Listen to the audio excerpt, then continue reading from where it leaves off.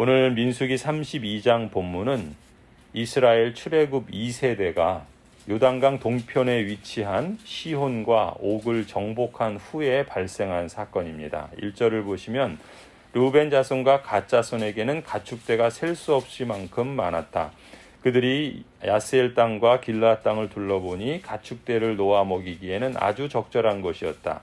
그리하여 갓 자손과 르우벤 자손은 모세와 제사장 엘르아살과 회중 대표들을 찾아가 요청하였다. 르우벤과 갓 자손들이 이제 요청한 내용들이 4절 5절에 나와요. 주님께서 이스라엘 모든 자손 앞에서 정복하신 땅으로서 가축대가 많은 우리에게는 목축하기에 알맞은 곳입니다. 우리를 좋게 여기신다면 이 땅을 우리에게 주셔서 우리의 차지가 되게 하시고 우리는 요단강을 건너가지 않도록 하여 주시기를 바랍니다. 지금 르우벤과 갓 지파가 요구한 이 요단강 동편 땅은 하나님께서 약속하신 땅은 아니었습니다. 하지만 그들이 소유한 가축과 생업을 위해서는 하나님의 말씀보다는 자신들의 실리를 추구하기에 좋아 보였던 겁니다. 사람은 본성적으로 자기중심적으로 보기 마련이죠. 그러한 생각은 또한 자기 유익을 구하는 행동으로 표현되기 마련입니다.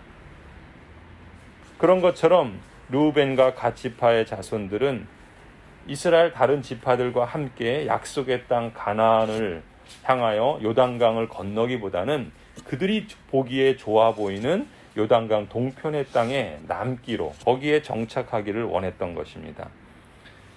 이 르우벤과 갓 자손의 요구에 대해서 모세는 어떤 반응을 보이고 또 어떻게 말하는가? 그가 말하고 있는 그의 생각과 관점을 한번 주목해 보시기 바랍니다. 6절을 보면은 모세가 갓 자손과 르우벤 자손에게 말하였다. 당신들의 동족 이스라엘은 전쟁하러 나가는데 당신들만은 여기에 머물러 살겠다는 말이요. 지금 형제들은 계속해서 일하고 싸워야 하는데 너희만 여기서 정착해서 편안하게 살려고 하느냐, 이런 얘기죠. 그래서 7절에 모세가 계속해서 말합니다. 이스라엘 자손이 주님께서 주신 땅으로 가려고 하는데 어찌하여 당신들은 동족의 사기를 꺾으시오. 너희가 어찌해서 이스라엘 자손으로 낙심케 하느냐. 그래서 하나님이 약속하신 땅을 향해서 나아가는 것을 발목 잡으려고 하느냐, 이렇게 꾸짖고 있는 것이죠. 이 르우벤 자손과 갓 자손의 요구가 갖고 있는 성격은 과거 38년 전에 출애굽 1세대가 가데스 바네아에서 하나님께서 약속하신 땅을 정탐하고 내린 생각과 행동과 다름없는 것이라고 모세는 일깨워 줍니다. 8절이죠. 내가 가데스 바네아에서 당신들의 아버지들더러 그 땅을 살펴보고 오라고 하였을 때 당신들의 아버지들도 그렇게 하였소. 그들은 기껏 에스골 골짜기까지 올라가서 그 땅을 둘러보고 와서는 이스라엘 자손의 사기를 떨어뜨려 주님께서 주신 그 땅으로 들어갈 수 없게 하였소. 지금 이 2세대인 르우벤과 갓 지파의 요구는 자신들에게는 유익이 될지 모르지만 이스라엘 언약 백성의 공동체 전체를 고려하지 않은 이기적인 생각이었던 것이죠. 이처럼 하나님의 말씀과 약속을 거스리는 악한 행동으로 인해서 결국 하나님께로부터 어떤 결과를 낳게 되었는지를 모세는 상기시키면서 출애굽 다음 세대들에게 이렇게 교훈합니다. 10절부터 15절이에요. 그리하여 그날 주님께서 진노하셔서 이렇게 맹세하셨어. 그들이 나를 철저히 따르지 아니하니 이집트에서 나온 이들 가운데서 지금 20살이 된 사람으로부터 시작하여 그 위로는 어느 누구도 내가 아브라함과 이삭과 야곱에게 주기로 맹세한 그 땅을 볼 수 없을 것이다. 다만 그나스 사람 여분네 아들 갈렙과 눈의 아들 여호수아는 나 주를 철저히 따랐으므로 예외이다. 주님께서는 이렇게 이스라엘에게 진노하셔서 주님께서 보시는 앞에서 못된 짓을 한 그 세대 전체가 다 죽을 때까지 40년 동안이나 그들을 광야에서 떠돌게 하셨어. 그런데 이제 당신들마저 당신들 아버지들을 따라서 같은 무리의 죄인들이 되어 주님께서 이스라엘에게 더욱더 진노하시게 하였소. 당신들이 주님을 따르지 않고 돌아선다면 주님께서는 다시 이 모든 백성을 광야에 버려두실 것이요. 우리 백성 모두가 멸망하면 그것이 바로 당신들 때문인 줄 아시오. 모세가 이렇게 설교를 합니다. 르우벤과 갓 자손은 언약 백성의 공동체 전체보다는 자기 이익이 더 크게 보였던 것이죠. 그래서 모세는 하나님의 뜻을 상기시키면서 공동체 전체의 유익을 구하는 안목에 대해서 교훈했던 것입니다. 교회에 처음 오는 사람들도 대개는 이 교회가 나를 위해서 무엇을 해줄 것인가를 보기 마련입니다. 또 교회 일을 하다 보면은 때때로 자기 입장에서만 보고, 또 조금 더 나아간다면 자기가 속한 부서, 또 자기 목장이나 자기 전도의 중심으로만 보는 경우들이 종종 있지요. 오늘 본문에서 모세는 여호와를 온전히 따른다는 것이 무엇인가? 그것은 다름 아니라 자기중심적인 생각과 선택을 넘어서서 교회 공동체 전체의 유익을 고려하고 무엇보다 하나님의 약속을 신뢰하고 따르는 순종이다라는 점을 강조해서 설교합니다. 교회 생활에서 성도들의 신앙이 성숙하고 있다라고 하는 그 표지 중에 하나가 바로 이런 인식과 행동이라고 볼 수 있습니다. 자기 유익을 구하기에 급급했던 신앙에서 교회 공동체 전체의 유익을 구하는 안목을 갖고 그러한 선택을 내리는 경우들이죠. 특히 교회의 직분자들이 훈련하고 실천해야 하는 가장 중요한 자질이 바로 이 점입니다. 교회 직분자는 내 구역, 내 부서, 내 전도회, 이런 자기중심적인 생각에서 교회 공동체 전체를 볼 줄 아는 안목을 가져야 하고, 전체의 유익을 구하는 길과 방법을 찾고 기도하고 그것을 솔선해서 실천하고자 힘쓰는 사람들이어야 합니다. 오늘 매일 성경 게시판에 보면은 이 본문을 어떤 분은 약속과 실속 사이의 갈등이라 이런 제목을 붙였습니다. 약속은 신뢰를 바탕으로 이루어지는데 자기 실속 때문에 약속을 깨트리기도 한다라는 것이죠. 그래서 사람들은 약속과 실속 사이에서 갈등한다는 것입니다.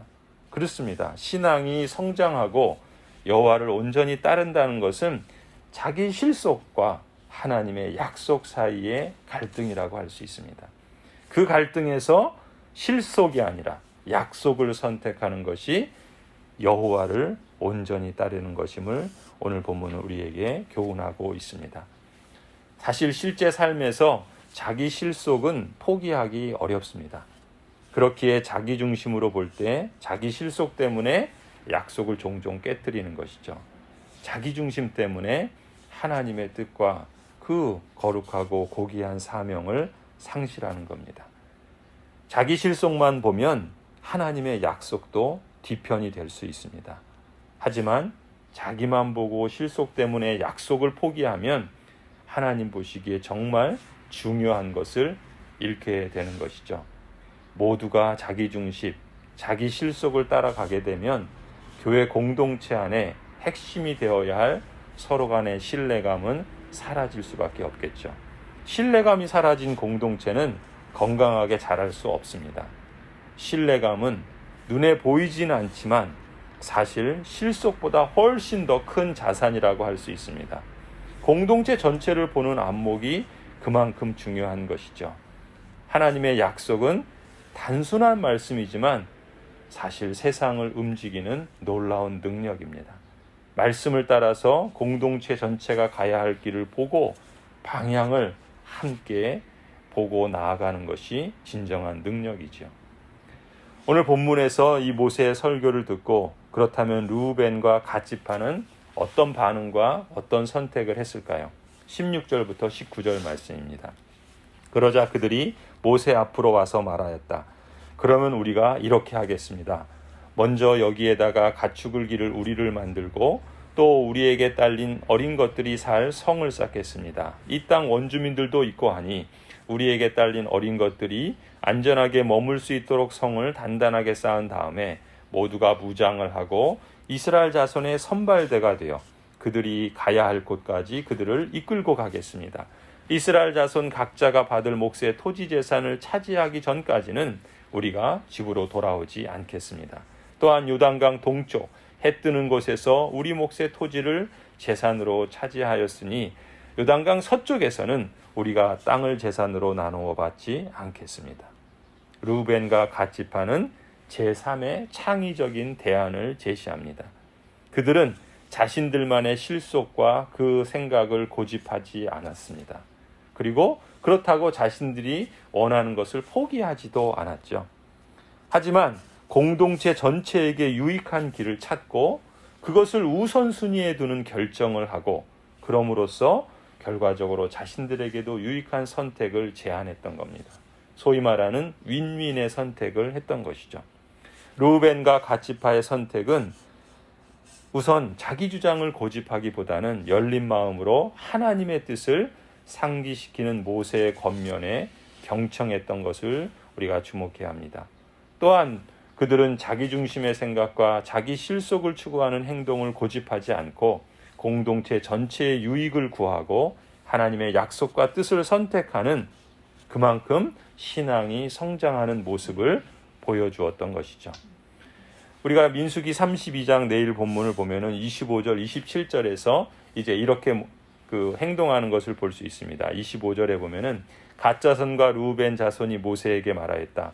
어른의 종인 우리는 어른께서 명령하신 대로 따르겠습니다. 우리에게 딸린 어린 것들, 우리에게 딸린 여인들, 우리가 가진 가축대와 모든 짐승은 여기 길르앗 여러 성읍에 남게 하겠습니다. 그러나 어른의 종인 우리는 말씀하신 대로 모두 각자 무장을 하고 요단강을 건너가 주님 앞에서 싸우겠습니다. 그들의 관점이 바뀌니까, 그들의 생각이 바뀌니까 그들의 말도 언어도 바뀐 것을 볼 수 있습니다. 언어만 바뀌었을 뿐만 아니라 그들의 행동도 변화되죠. 이것이 성숙이고 이것이 진정한 성장입니다. 그리고 이것은 무엇보다 지도자에게, 직분자에게 가장 중요한 훈련 과정이라고 할 수 있습니다. 주님이 말씀하신 대로 행하는 것이 곧 우리와 우리 어린 자녀들과 또 아내들과 양떼와 모든 가축을 위해서도 유익한 길이다라는 것을 깨달았던 것이죠. 이처럼 열린 마음과 공동체 전체를 생각하는 배려가 이들로 하여금 그 아버지 세대가 실패했던 것을 거듭하지 않고 새로운 삶의 길, 더불어 함께 살아가는 상생의 길을 열어주게 됩니다. 자신들의 생각을 말하고 의견을 교환하면서 무엇보다 하나님의 뜻과 말씀을 청종하고 그리고 교회 공동체 전체의 유익을 구할 때 교회는 성장하고 또 각 사람의 신앙도 함께 성장하는 것을 보게 됩니다. 성도 여러분, 우리 교회도 50주년을 맞이합니다. 그리고 예배당 재건축이라고 하는 영적 훈련 과정을 우리가 통과하고 있습니다. 이것을 통해서 하나님은 오늘 본문처럼 우리 모든 성도들과 직분자들의 신앙도 한 걸음 더 성숙하고 아울러 교회가 보다 더 성장해 가는 길을 연단하고 계신다고 믿습니다. 예배당 재건축을 아름답고 튼튼하게 세워가는 과정을 통해서 우리의 신앙도, 우리 다음 세대의 신앙도 아름답고 튼튼하게 보다 더 성장하고 성숙시켜 주시기를 간절히 축원합니다.